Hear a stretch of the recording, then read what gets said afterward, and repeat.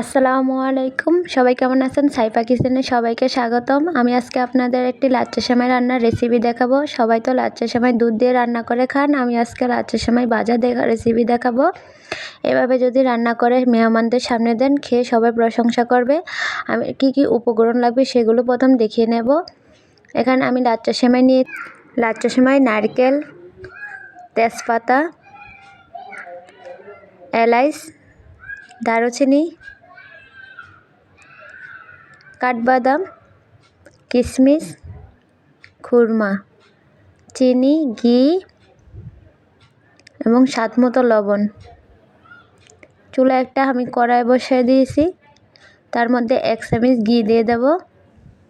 ঘিটা গরম হয়ে আসলে আমি কিশমিশ, কাঠবাদাম ভেজে নেব। ভাজা হয়ে আসলে আমি একটি পাত্রে কাঠবাদাম এগুলো তুলে রাখব। তারপর আমি তেজপাতা এবং দারুচিনি একটু ভেজে নেব। কিছুক্ষণ ভেজে নেওয়ার পর সেমাই দিয়ে দেব এবং সেমাইটি একটু নেড়ে ছেড়ে ভেজে নেব।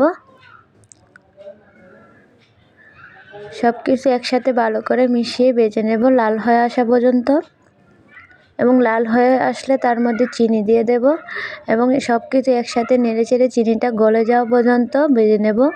চিনিটা গলে গেলে তার উপর দিয়ে নারকেল দিয়ে দেব এবং নারকেলটা আরও কিছুক্ষণ সেমাইয়ের সাথে নেড়ে নেব।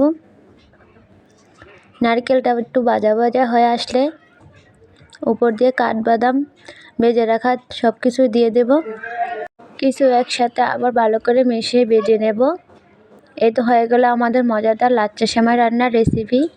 এইভাবে বাসায় ট্রাই করে দেখবেন, খুবই মজার রান্নার রেসিপি। আমাদের রান্নার রেসিপিটা যদি সবার ভালো লেগে থাকে, লাইক করবেন, শেয়ার করবেন এবং কমেন্ট করবেন। আসসালামু আলাইকুম।